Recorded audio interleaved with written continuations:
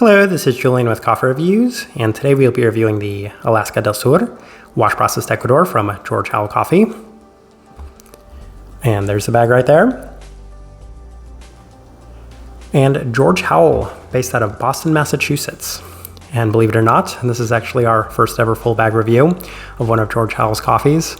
Though they are a coffee roaster I do have a very long and extensive history with.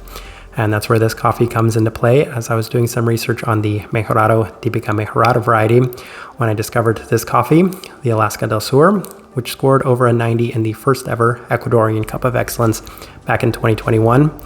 And the following year, it was the highest scoring washed 100% Mejorado Típica Mejorada coffee in that year's Cup of Excellence. So when I saw that George Howell was going to be releasing this coffee, it's one I definitely wanted to purchase, as it gives us the opportunity to review a highly rated Mejorado Típica Mejorada coffee, as well as a coffee roaster that we've somehow never reviewed up to this point. Definitely looking forward to discussing this one, as this right here is day 30. And recipe we went with for this coffee was our standard recipe, a 16:1 water to coffee ratio, brewed at 96 degrees Celsius, about 205 degrees Fahrenheit. And I like this one best through the V60, which indicates a more medium fine grind. Roast profile for this one, so George Howell does have it listed as light on their bags. However, George Howell isn't necessarily the lightest roasting coffee roaster out there, so I feel like a lot of people would more closely align their roast profile with something in the realm of a more developed light medium in terms of that. It's kind of the best way I can direct it, as it definitely had a little bit more development than I think a fair bit of people might expect. So with that out of the way, let's go ahead and start discussing this coffee. Day 10, first impression, and I was really impressed right off the bat with this one, as it definitely had the wow factor right from that first impression, as it did offer a lot of that classic Mejorado brown candied sweetness right from the start. It did feel like there was a slight bit more of a clean and defined profile to it as well, with an initial emphasis on a lot of those brown candy aspects, complemented by a bright citrus as well as an herbal florality to the cup. So a lot of what you would expect from a Mejorado Típica Mejorada coffee, but in a very clean and defined manner and profile. So that in itself left me pretty impressed. We'll see how it goes from there, as on day 13, ran it through the Chemex, and it was near equally as impressive as that first impression, as it continued to yield a very well-defined brown candy sweetness right at the forefront. There were a lot of complex herbal factors to the cup, as well as the listed wintergreen that they have on here felt very justified, especially within the finish, as it circles back to this near butterscotch-like sweetness. Another wonderful cup. So this was kind of the first couple of impressions I had. Brown candy right at the forefront, this very interesting kind of herbal mix in the middle, and then right at the finish you're getting a very sweet and well-defined brown candied aspect, very reminiscent of butterscotch on the back end as well. The entire cup being very clean and well-defined throughout. Very positive first two impressions. Day 16, ran it through the April dripper, and at this point the cup had been the most unique it had been up to that point, as there was a little bit more focus on the herbal aspects to the cup. It felt like the aftermath of some chewing mint gum, as that's kind of the best descriptor I had for it on this day. A slight nutty quality to it as well, with less sweetness, so it did yield a more interesting day, not necessarily in line with the first 2 days I had with this one. But we continue on to day 19, and we adjusted to George Howell's very loose brew guide, and they do have a brew guide, and if I recall correctly, it's somewhere between 195 and 205 degrees Fahrenheit, and the ratios are extremely concentrated. I think the lowest they go is somewhere between like maybe a 14.5 to a 15. So just to kind of play it a little safe, I lowered the temperatures ever so slightly, because that felt like a little bit more of a middle ground. And I did keep the higher side of their concentration, so the more diluted side, which was about a 15:1. And as a result, it didn't necessarily yield as impressive of a cup, as it remained well defined, but there was a little bit more of a focus on that minty quality. And I think if anything, it kind of accentuated some more of the robust characteristics to it, while for whatever reason I wasn't getting quite as much of that brown candied sweetness to it. There was still plenty of it, but the cup skewed a little bit more in terms of that herbal direction, and based off the time I made this change, I couldn't quite tell if it was because of the timing of the coffee or because of the adjustments we had made. So we attempted the same sort of adjustments on day 22 with the Chemex this time, and once again it wasn't offering the same sort of strong impression as those first few days. Though it is still a very interesting cup, Fair bit of that brown candied sweetness yet again. It's continuing to focus a little bit more on that herbal direction to the cup, as the concentration really seems to heighten that part of the flavor profile. A lot more of those robust characteristics as opposed to that brown candied sweetness. So not necessarily enjoying those 2 days as much as I enjoyed the initial impression. So we continue on to day 25, and at this point I adjusted back to our original recipe, and it felt like the coffee had actually just changed quite a bit with time, as I wasn't able to replicate those earlier days, as it continues to offer so much of that brown candied sweet aspect. That's something I'm going to highlight throughout the entirety of this review, because it was still one of the more defining factors to the cup. It continued to skew a little bit more in that herbal direction, especially relative to the first couple of impressions of this coffee. Listed mint quality is in significant abundance with a complementary red florality. I think when I originally purchased this coffee, they had something listed along the lines of maybe pomegranate as one of the notes and then a minty note, but I think on the bag right here they have listed floral. Makes a lot of sense. I've said before with these Mejorado coffees that they do have a very hibiscus-like quality to them. I was experiencing a lot of that in this one. But final notes we have day 27, same recipe again. Found some consistency to the cup, as I feel like at this point it had really just skewed a little bit more in terms of that herbal direction, very much that minty quality to it yet again. It's complemented by the brown candy sweetness, and honestly I enjoyed when that was at the forefront of the cup and the most dominant factor to it. But the herbality really lingers in the cup as well, giving this kind of interesting, long-lasting minty finish to the cup. All right, let's go ahead and put up the tasting wheel so you can see what we're getting. And we have quite a few level 4s, so let's go through those real quick, and we will start with the cleanliness level 4.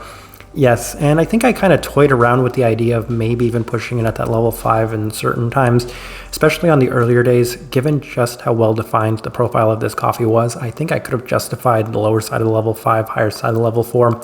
But the more and more I worked through and progressed with this coffee, the less I could necessarily see that level 5 mark, as, I mean, it's still washed Ecuadorian coffee. It's still always going to score minimum that level 4 mark, but towards the end, I didn't necessarily see it being as high as those early impressions. Finish, level 4. Yes, and I did kind of focus on that slightly herbal minty quality to the finish in the cup, and on the earlier days, once again, very much focused on that brown candied aspect, but towards the end a little bit more in terms of that minty quality. So it's still level 4. It's not an overbearing, like long-lasting aspect to it. It's there, but just not overbearing in that sense. Sweetness, level 4. Yes, and if my memory serves me correct, I think this is probably the sweetest George Howell coffee I have ever had. There have been some really nice ones I've had in the past, but just kind of thinking on it, this is probably the one that stands out the most. It is a very sweet coffee, especially on the earlier days. I was experiencing a huge abundance of sweetness. Even by most standards, I would say it was on the slightly sweeter side of the Mejorado coffees that we have reviewed throughout this year. So credit to George Howell on that one. Very sweet coffee. Spice, level 4. Yes, and that's going to be attributed to that minty quality to it. That's the best place I could find for this coffee. So definitely like it there at that level 4. I think it would be a little bit of a stretch to push it to that level 5, but I think in some aspects it could be justified given just how strong it was in the cup, especially on the later days. Caramel, level 4. Yes, that's the first thing I mentioned when it came to this coffee, and it's one of the things that I've been discussing the most throughout this review. Again, that brown candied sweetness at times reminiscent of butterscotch. I feel like if anything, it was even more well-defined in this coffee than it has been in a lot of the other Mejorado, Típica Mejorado coffees that we have reviewed, so definitely feel like that one justifies the level 4. Then we have a bunch of level 3s. I think we'll start with the acidity level 3. Yes, it's not necessarily the brightest, most acidic cup of coffee. I think part of that does have to do with George Howell's roast profile to it in general, but even then, I didn't necessarily expect it to be something overly abundant within this cup, so level 3 seems to work for me. Florality, level 3, yes, I mentioned that there were times where the kind of hibiscus-like aspect to this one was very pronounced. There's always kind of that red aspect to these Mejorado coffees, so I was experiencing that in this one as well. Berry fruit level 3, I think I mentioned early on that they did have that kind of pomegranate note listed on there, and I could see that red fruit as well, slightly present, not quite as pronounced as maybe I might have expected going into it, but enough to justify at least that level 3 mark. Citrus fruit, level 3. Yes, and I think they have a pineapple note listed on here. I would say that I mentioned it in some of the earlier days, but even then it took a backseat to the other two really defining qualities within this one. I've kind of harped on those a lot, but there are some more complex, subtle aspects within this cup. It does have a little bit more depth than possibly might have expected going into it, but those two things, level 3. Savoriness, level 3. Yes, again, that's that kind of minty quality that I've been mentioning a lot throughout this one. I feel like maybe the savory aspect of that wasn't quite as pronounced as the spice like quality to it. So that being there at that level 3. And then the final thing we have at the level 3 is the body. And I could say that probably has to do with a lot of things, but I don't really think that there's too much to say on the body. It was a little bit more medium bodied than, kind of expected, but not really too much to say on that. As far as this tasting wheel goes, though, I think that's everything worth discussing in it. I think it's a pretty accurate representation of what I was getting from this coffee. All right, so my overall thoughts and impressions of this coffee. I think it's a little unfortunate that the bar was set so high with the first 2 cups of this coffee that I did have. I was really just taken aback and wowed and impressed by those first 2, especially on that first day. I was like, we might have something truly special on our hands right here. But all of the tinkering and adjustments I made with this coffee, I feel like didn't necessarily do it a lot of favors, as it felt a little bit more sensitive than I might have expected going into that. And then the other part of that is it changed so dramatically over the time that I was drinking this coffee. And if I recall correctly, in the past, I used to kind of drink George Howell's coffees between like a 7-day to like a 20-day range. And I feel like if I'd gone with that route, then maybe I would have experienced this coffee at its best for a number of days more, as the more time I gave this coffee, the more it skewed in a direction that I didn't necessarily like. But I do want to emphasize those first 2 days. I think that they were some of the most impressive days I've had of any coffee this year. And if I would have been able to continue along that path, then this one definitely would have been one of my favorite coffees of the year. At the very least, it would have made the honorable mentions list. But at its best, this is a very, very special coffee. But there are also still some tricky parts to this one as well that made it a little bit of a difficult and tricky review. Type of person I would suggest this coffee to. If you do really like that kind of minty quality, there have been a couple of coffees this year that we have reviewed that have had that quality to it. In addition to that, if you've been enjoying these Mejorado coffees, I think this one's a really nice fit for you because it's been a little different from the other ones. Those other ones have been pretty straightforward, a little bit of a citric aspect, a little bit of a floral aspect, but really kind of defined by that brown candied sweetness and high sweetness and abundance. But this one right here, while it still had that, it skewed a little bit more in that herbal direction, which has been present in a lot of those, but this one kind of took it to another level. Still offered some of the other attributes that you can experience from this coffee, but it gave it maybe a little bit more depth and complexity than some of the other ones had. It showed that this variety has a little bit more range than I've experienced, but I've actually really liked the experiences I've had from this variety in the past. So I think that's kind of the best way I can leave this review. If you by chance had an opportunity to try this coffee, I'd love to know your thoughts and impressions of it as well. If you're enjoying the content, give this video a like, subscribe if not already subscribed. This right here has been a review of the Alaska del Sur wash processed Ecuador from George Howell Coffee. Thank you for watching.